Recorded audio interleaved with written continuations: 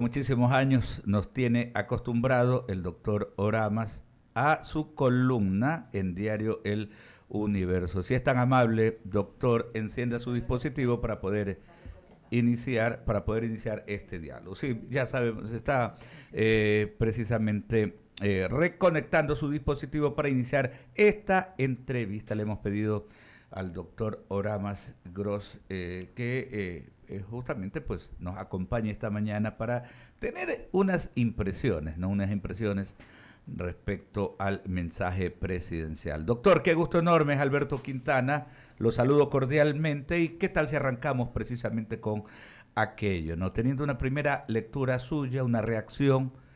El 24 el presidente estuvo en la asamblea y anoche estuvo también en otra entrevista. Usted que es seguidor de todos estos temas, me imagino que siguió también ambas intervenciones del presidente, que básicamente tenían el mismo propósito, ¿no?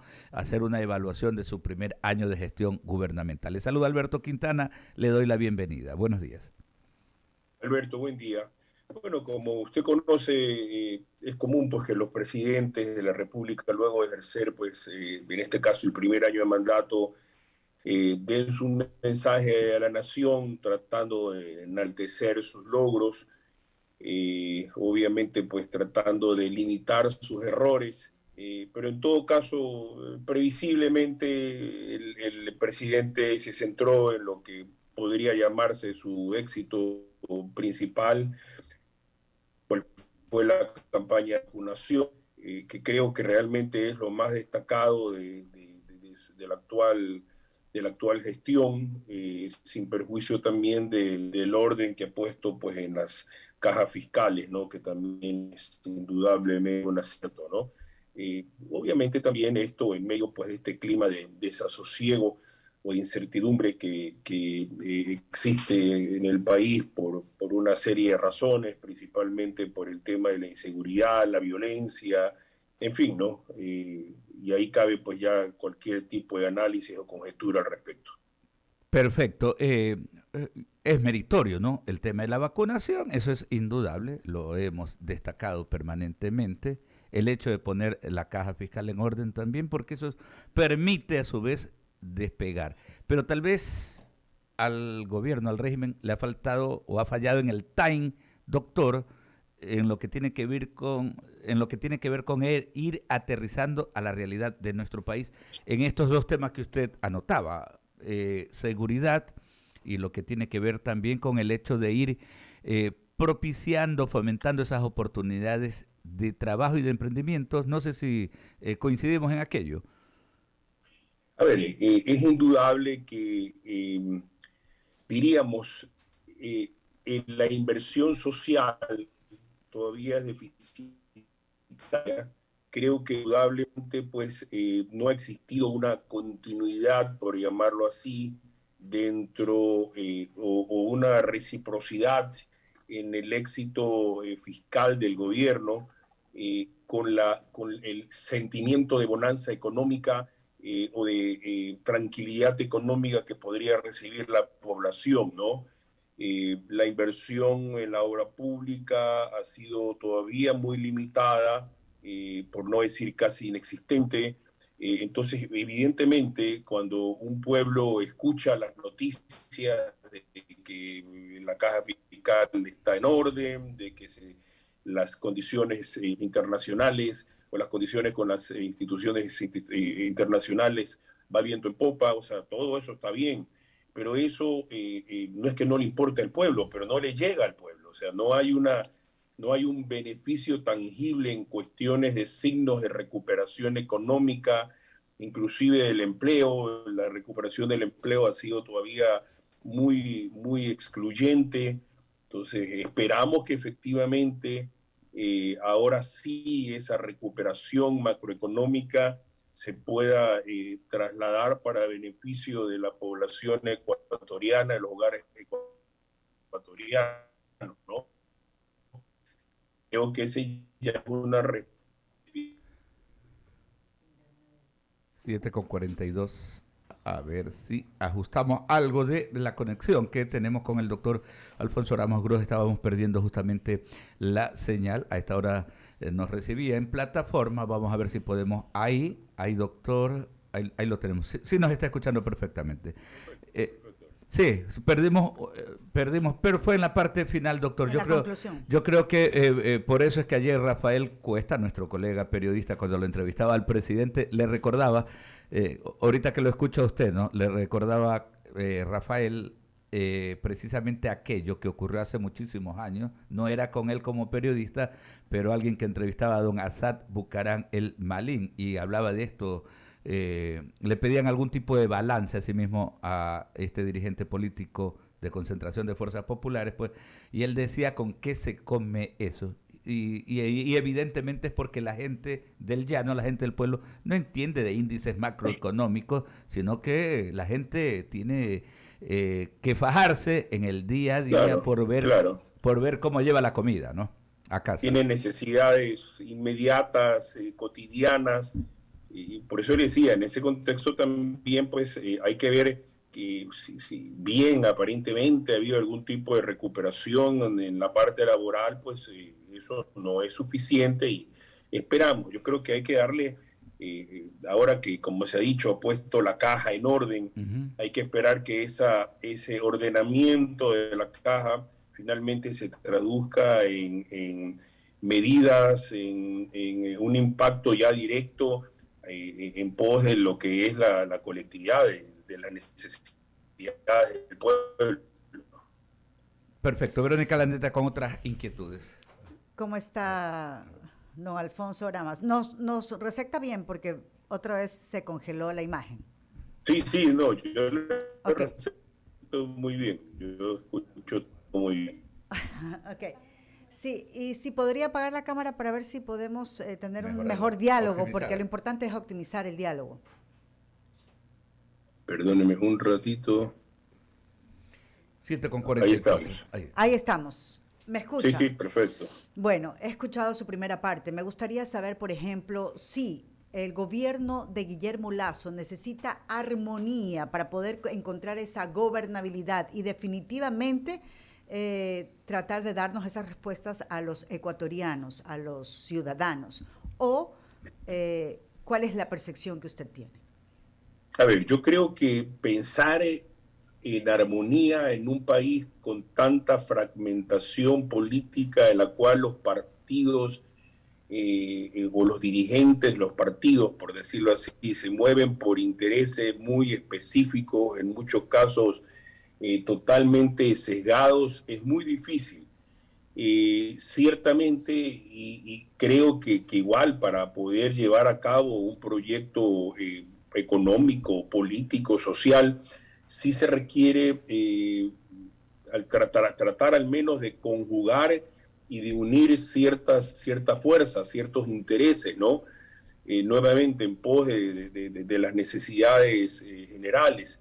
Y en ese sentido, sí, Lasso tendrá pues de alguna manera que ingeniárselas para poder llegar en momentos dados a acuerdos puntuales que le permitan trazar una mejor gobernabilidad y sobre todo la aplicación de determinados proyectos de ley que deberían ir en beneficio nuevamente del pueblo ecuatoriano, ¿no? Creo que sí, creo que es un trabajo pendiente, más allá también que hay que reconocer que aquí en este país difícilmente prima la armonía política, ¿no? Es más bien con lo contrario. Ahora, ojo con algo, esto no es que ocurre específicamente en este país, ¿no? En todos los países de la región, inclusive en países más avanzados, las tensiones políticas, ideológicas son muy agudas y muy complejas y se necesita mucha inteligencia y también mucha voluntad para superarlas. Claro que sí. Bueno, y esperemos que definitivamente todos los actores en ese sentido políticos logren entender que se tiene que avanzar. Ahora, el tema de la inseguridad es un tema que la gente, la población, sí lo digiere y definitivamente pues es lo que nos preocupa más. ¿Cómo ve usted la estrategia que ha planteado el gobierno de Guillermo Lasso? ¿La ve definitivamente débil? ¿No tiene un norte? Le pregunto esto porque ayer justo él tenía una entrevista en la cadena TC Televisión y decía que el tema de la inseguridad no solamente es del gobierno central, sino también de los municipios, y obviamente pues involucra a los municipios para que también definitivamente pues hagan un solo esfuerzo. Y ayer vi también que el ministro del Interior pues ha hecho un acuerdo con Indonesia para poder colaborar en el tema de la lucha contra el tráfico ilícito de drogas. ¿Usted cree que todo este tipo de cosas que se van sumando podrían darnos una respuesta, una mejor respuesta sobre el tema de la inseguridad? A ver, Verónica, la lucha contra la inseguridad, en el cual el factor narcotráfico es el más complejo, es muy difícil, es una tarea gigantesca. Colombia, la tercera parte de lo que vende Colombia al mundo de cocaína, que son cerca de 12.000, 15.000 millones anuales, pasa por el Ecuador. Entonces, significa que al Ecuador ingresa mercadería con valor alrededor de 4.000 a 5.000 millones de dólares. Usted puede darse alguna pauta de cuánto deja eso, cuánto dinero está de por medio, al punto de que Ecuador, y esto ya está confirmado, se ha convertido en un centro internacional de distribución, en una plataforma de distribución de la cocaína a nivel mundial. Aquí tenemos presencia de líderes, de carteles extranjeros, de bandas internacionales, y obviamente también pues con la presencia cada vez más efectiva de bandas locales criminales que han acentuado su poder en virtud justamente pues del control de las salidas, de las vías de salida de esta droga, y también por un microtráfico que se ha convertido también en un negocio muy lucrativo. Entonces, súmele usted ese factor. Creo que hay también un momento histórico, digamos histórico, porque parte pues una fecha que fue el asesinato del líder de los choneros, creo que fue a fines del 2020.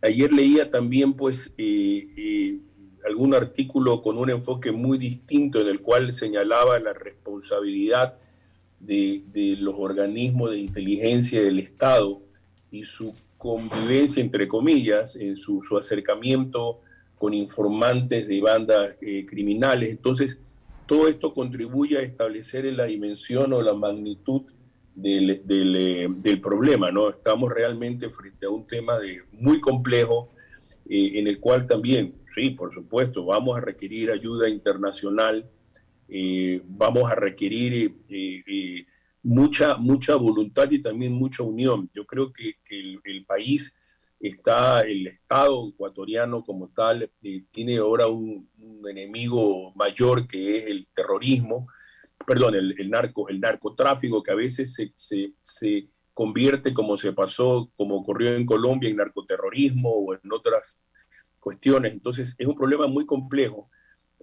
La inseguridad, pues claro, también está desatada, puede estar o no relacionada a lo que es la delincuencia común, los asaltos, los robos, obviamente pues el tema de los sicariatos, es todo un círculo vicioso de muy difícil manejo, y que requiere también, y hay que ser muy claros en ese sentido, un gran liderazgo político que aglutine los esfuerzos de la sociedad toda en contra de este flagelo. Lorena Vaque continúa con la entrevista. ¿Cómo le va, Alfonso Eramas? Justamente del análisis ya un poquito más de Guillermo Lasso como tal. En el informe, de su primer informe a la Nación, habló de lo que hizo, pero también de lo que planea hacer en el gobierno de este año 2022 hasta el 2025. Pero ¿usted cree que tal vez le falta un poquito de empatía con la sociedad civil? Es como que si llega a un límite en la parte de su informe. ¿Por qué digo esto? Porque nunca se mencionó las cifras de muertes que existen en el país, que es una realidad. Nunca se mencionó cuál es el desabastecimiento en el tema de los hospitales públicos, que es una realidad. Y cómo se podría solucionar eso. Sí, es verdad, tiene recién un año, pero ponerse metas en ese sentido a corto plazo para que la gente pueda tener otra perspectiva de lo que es el gobierno actual. Sí, Lorena, yo creo que efectivamente, no diría que es cuestión de empatía o no, posiblemente a a cada gobierno de turno le resulta muy difícil admitir sus omisiones o sus limitaciones en determinados temas, ¿no? Por ejemplo, como usted señala, estos problemas en la red de suministros de medicamentos a los hospitales públicos ha sido muy notorio. Sí, quizás ahí hay, pero también creo que es importante señalar un tema, ¿no? Eso también le demuestra posiblemente que sí falta mayor comunicación en términos generales del gobierno, ¿no? Sobre todo porque eso deberían ser preguntas o cuestiones que deberían estar manejadas, no diría resueltas, pero al menos sí mencionadas por sus distintos ministros o por sus voceros. Entonces, en ese contexto, creo que para responder a su inquietud, y yo le doy, por ejemplo, el tema puntual de la escasez de medicinas. Creo en ese sentido que quizás hubiese existido una vocería, una mención, una comunicación más amplia desde que se empezó a manejar o a establecer el problema. Quizás aquí el presidente no tenía la necesidad efectiva de señalarlo, ¿no? En este caso, como usted lo señala, no lo hizo pues el mandatario y tampoco existe pues una satisfacción en cuanto a la información brindada anteriormente por sus voceros. Entonces, ese quizás es el problema, ¿no? Son cuestiones de comunicación que posiblemente se deberían manejar de una forma más adecuada. Por otro lado, también hay muchas críticas, pero tenemos que tener en cuenta que fueron años, 10 años, donde se venía llevando políticas de un país muy diferentes a las que se quiere plantear en la actualidad. Estos cambios llevan tiempo, llevan lo que está pasando ahora, ¿no? Lo del narcotráfico, terrorismo, esto de acá no es gratis, como dicen. Entonces, en un año no se puede hacer un cambio radical, como la gente también presiona, espera y quiere. Claro, a ver, también hay que ser clarísimos. Este tema, pues, por ejemplo, del ingreso de la cocaína de Colombia al Ecuador, no es un tema que se ha dado en el último año, ni mucho menos. Esto es un camino que se viene estableciendo hace algunos años. Hace unos 3, 4 años hay una revista especializada en temas criminales que se llama Inside Crime, que estableció que ya desde hace algunos años Ecuador se había convertido en una autopista de la cocaína, porque la cocaína entraba por la frontera y circulaba libremente por las carreteras del país. En el caso de Guayaquil, a 700 kilómetros de la frontera de Colombia, sin que exista ningún tipo de control eficiente o riguroso que permita pues, esa circulación, ¿no?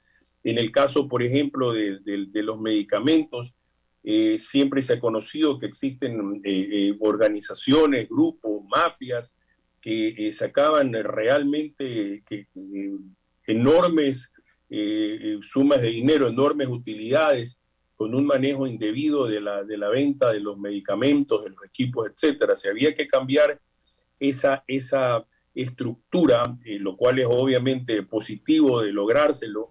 Había también que anticipar y comunicar que posiblemente ese cambio traería consigo una etapa de desabastecimiento en ese contexto, ¿no? Entonces, por eso yo señalo, y usted también lo dice de una u otra manera, inclusive, y si bien se lo menciona, creo que no de una manera concluyente, varios de los problemas cruciales, por ejemplo, estos dos específicos, no han sido originados en este gobierno, nacen o tienen sus antecedentes en los gobiernos anteriores, claro, pero la gente quiere y exige, como es obvio, respuestas o soluciones definitivas, y si no definitivas, al menos categóricas por el gobernante de turno. Esto le hubiese pasado a cualquier presidente que esté en el poder.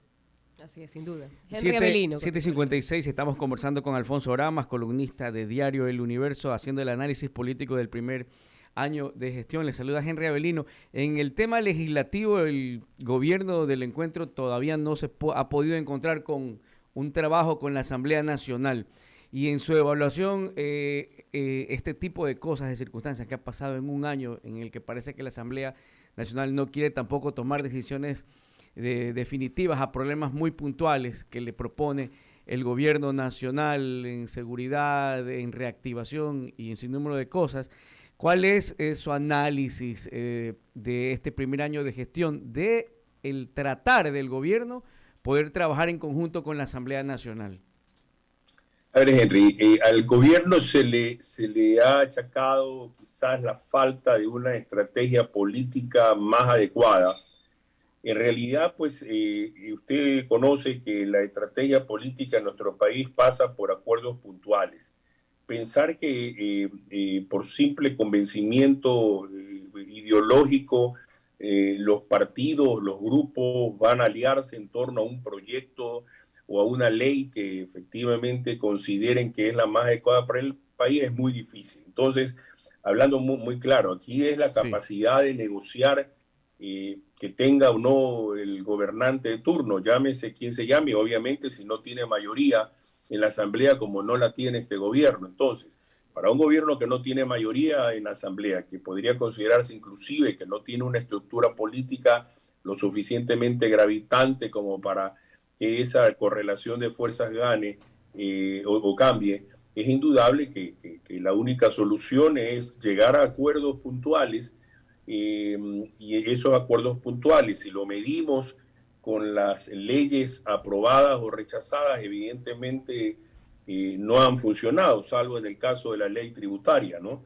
Y creo que en ese sentido también hay que ser lo suficientemente claro como para despejar cualquier duda, ¿no? Aquí cualquier armonía o voluntad política deberá estar sujeta a esos acuerdos puntuales. Ha faltado entonces una figura de negociador, una persona que pueda afrontar ese rol. Posiblemente ha faltado esa figura. Yo señalaba al principio de esta conversación que efectivamente la armonía política en este país es un tema casi utópico, ¿no? Muy complejo y difícil de alcanzar y de manejar, ¿no? Entonces, ante esa realidad, ante ese contexto, sí, efectivamente se debería contar con una persona muy ducha en negociar, muy hábil en estas tramas, en estos acuerdos políticos. Y sí, yo podría decir, se podría aseverar que efectivamente el gobierno ha perdido tiempo encontrando ese personaje político que permita consolidar o robustecer en un momento determinado esos acuerdos puntuales. A un año de la gestión gubernamental, seguimos haciendo estos balances, estos análisis. Gracias, doctor Alfonso Oramas Gros, por acompañarnos. Muy amable. 7:59.